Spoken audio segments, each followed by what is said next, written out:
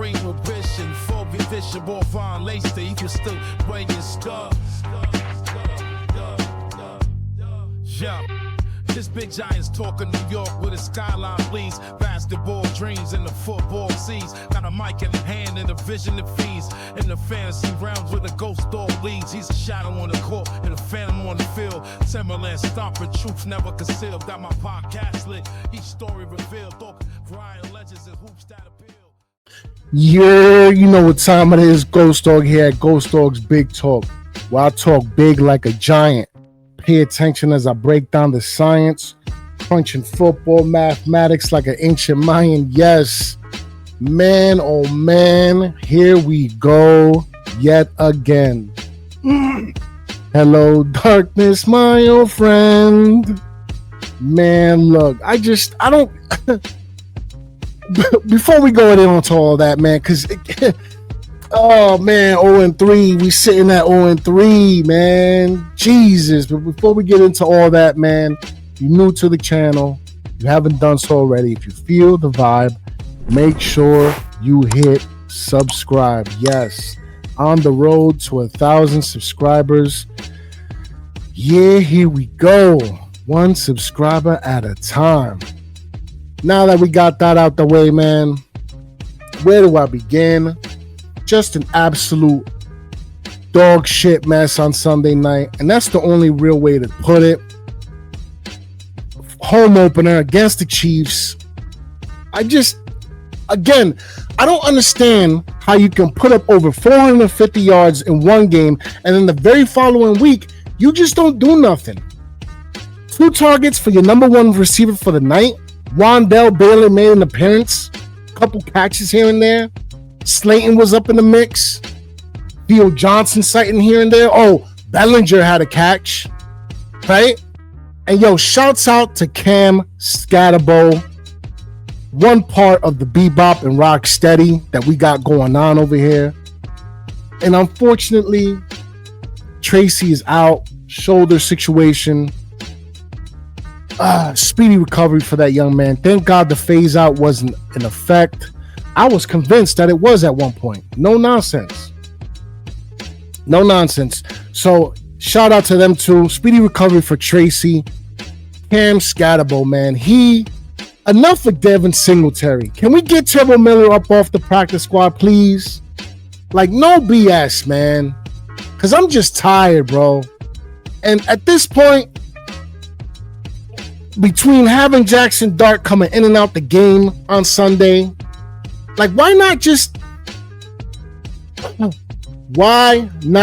play him at this point? Because guess what? If playing him expedites the process of Brian Daboll and Shane Bowen signing their release papers, I'm all for it, man. I'm all for it. Because I'm just done. It'll make no sense. No routes made sense. The scheme didn't make sense. No route was past maybe 7-10 yards at most. Always before the sticks. Always a curl or a comeback. It just, none of it made sense, bro. And I can't even get crazy at the defense either. Because for the longest time in the game, they were holding it. Despite the scheming problems. Because Shane Bowen ain't it. And now it's up to the point where we got fans and content creators out there talking down on Drew Phillips. Talking about, oh, he's trash, giving up on the end of the game. The whole team gave up at that point. So I can't single him out. That'd be nonsense. It always goes back to the coaching. Enough's enough. You know what I'm saying? Like, when is this fan base gonna acknowledge the issue here? Because for a while we thought the issue was your boy up in Indy right now getting busy. Okay? Putting up numbers, top 3 in the league, quarterback wise. QBR, passing yards, you name it, he's got it down packed. He's not our issue anymore. The common denominator, though, is the coaching. And it starts at the head coach, Brian the Bum. That's what I'm going to call him from now on, bro. He is the bum. Because he's a bum. Quarterback guru, quarterback whisperer, or offensive guru, excuse me. kiss my ass. Kiss my whole ass. He's a fraud, bro. You can't, it don't even make sense. And then now all of a sudden, we got fans chanting, put in Dart. Yeah, put Dart in, please. And it sucks that he should be the sacrificial lamb. Yet here we are. Here we are, 0-3, soon to be 0-4. The Chargers is for real. Herbert is going to get busy. Omarion Hampton is going to get busy. Quentin Johnson is going to get busy. Jim Harbaugh is definitely going to outcoach Brian the Bum. Okay? So we're going to be 0-4. We might go 0-5. The Saints is the Saints. However, we play them at home. It ain't never easy playing down there against the Saints. Never has been for us. Historically. So 0-5, then 0-6 at the Eagles, 0-7, and then at the Broncos, and then 0-8 again at the Eagles. So at what point, when are we going to get rid of the extra fat? When are we going to trim the dead weight? Brian the Bum, Shane Bowen. Shane Bowen shouldn't even be here to have to go through this. Then we got fans over here down in Wink Martindale like that man's defense wasn't getting like averaging 2 takeaways a game. Was his defense high risk, high reward? Sure. Had given him some time, the risk would have been phased out to a minimum. Because he was just getting started. We don't have him no more though. Guess why? The Bum.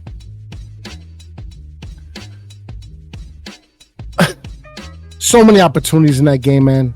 And then, oh man, you go into the game with kicker issues again.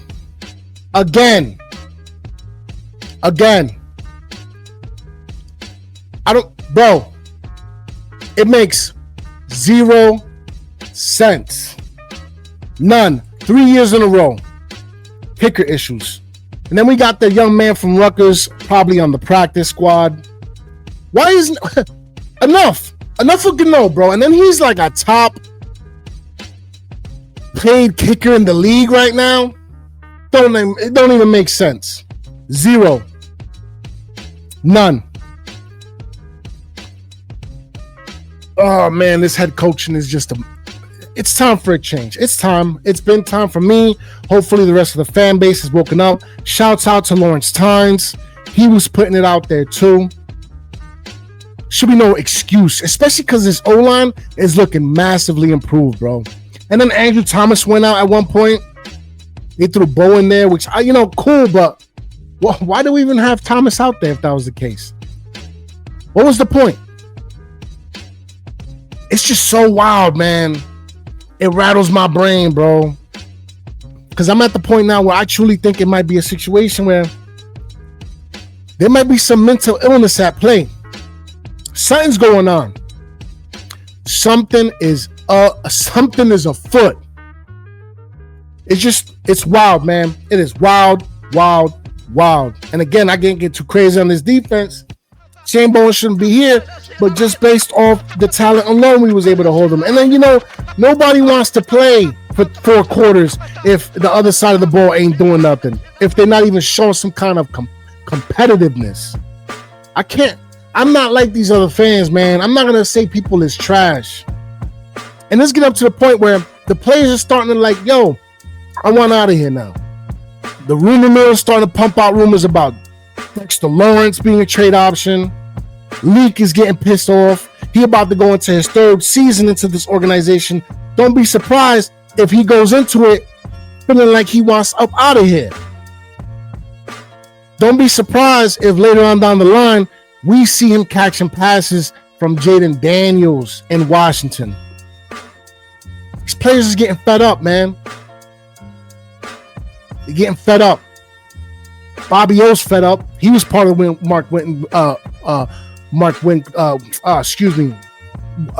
Martindale's defense. You could tell he's like not upset, but he, so what's the point of all this? Damn near. Deontay Banks, right? Another one. It's just misused talent. Evan Neal, another one on the long list of misused talent. Like, what are we doing here? You know what I'm saying? We're sitting at 0-3 while the supposed problem is up in Indy getting busy, setting up numbers, top 3 in the league, QBR, yards, you name it. He's done it so far. So I'm just, what's the excuse now? You really think the bum you gonna put Jackson Dart in there and all of a sudden things is gonna be copacetic? Coochie crunch? Negative.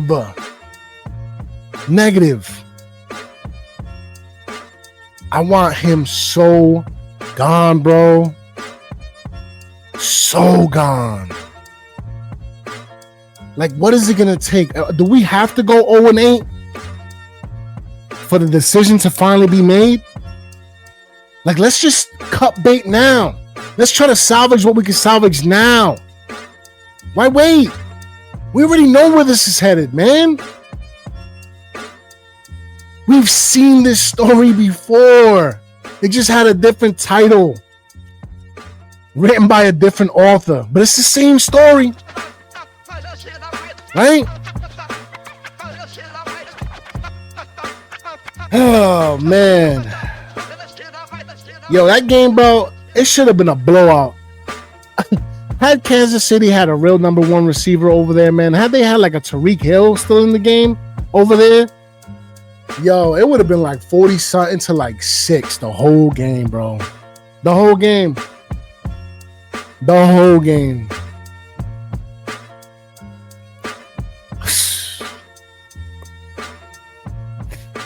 To be a Giants fan, man.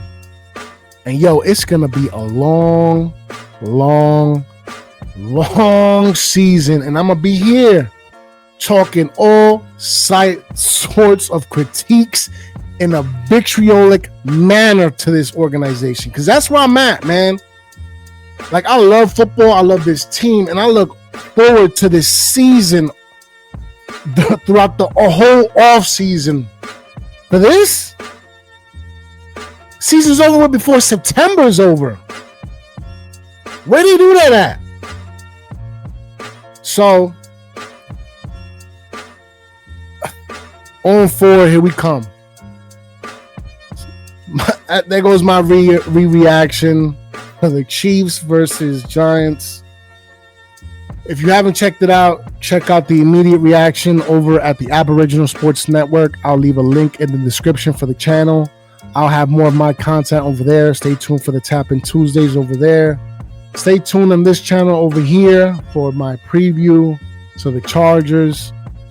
It's just gonna be more pain, man. That's what it's gonna be. However, man, if you appreciate the way I spit on this mic, make sure you smash that like.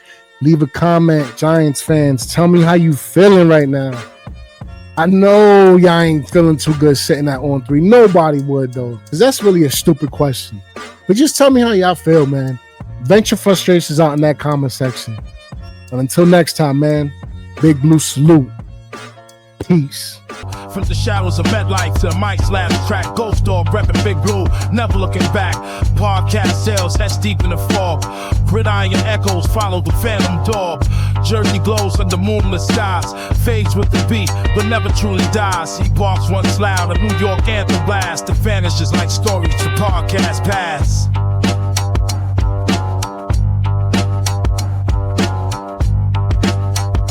This is a GhostDog mixtape original.